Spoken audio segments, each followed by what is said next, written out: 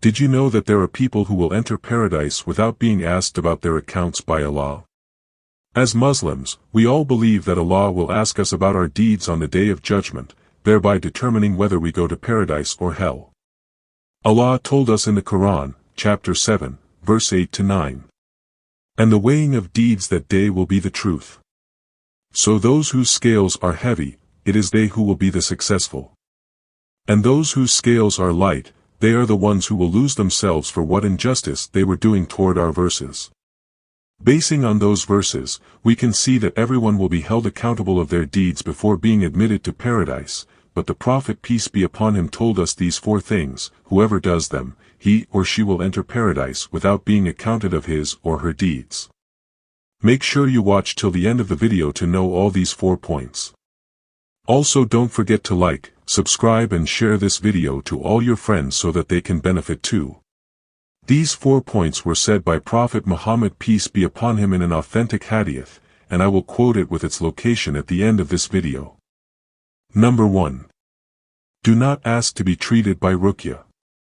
Ruqya is a form of treatment which involves reciting different verses from the Holy Quran to the patient as a way of treating the patient.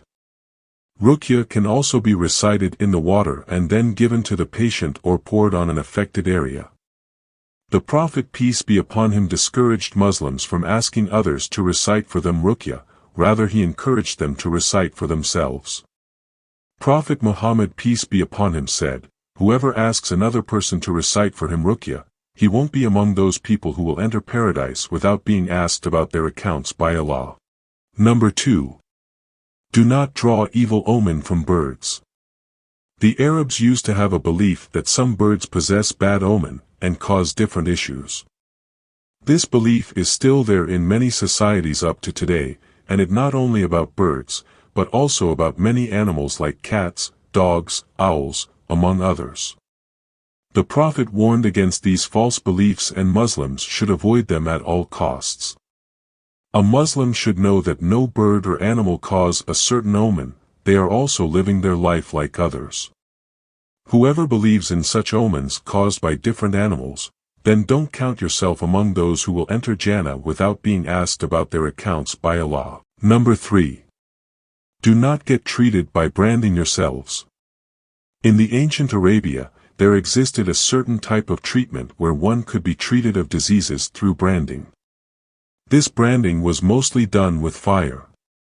This kind of treatment still exists today, where some people think that they can be treated through cutting and branding their bodies, by injecting drugs. Whoever's still doing this evil act, don't count yourself among those who will enter Jannah without account. Number 4. Put your trust in Allah alone. As a believer, you should put your trust in Allah alone, in all your affairs, without trusting any creature to bail you out. In an authentic hadith, Umar bin Khattab said, the Prophet peace be upon him said, if humans were putting their trust fully in Allah alone, Allah would have provided to them like He provides to the birds. So whoever puts his trust in Allah alone, and does the other 3 points, then count yourself towards those who will enter Jannah without being accounted of your deeds. May Allah grant us all Jannah. In summary, this is the hadith which talks about all the 4 things. Narrated Ibn Abbas. The Prophet peace be upon him once came out to us and said, some nations were displayed before me. A prophet would pass in front of me with 1 man, and another with 2 men, and another with a group of people. And another with nobody with him. Then I saw a great crowd covering the horizon and I wished that they were my followers, but it was said to me, this is Moses and his followers.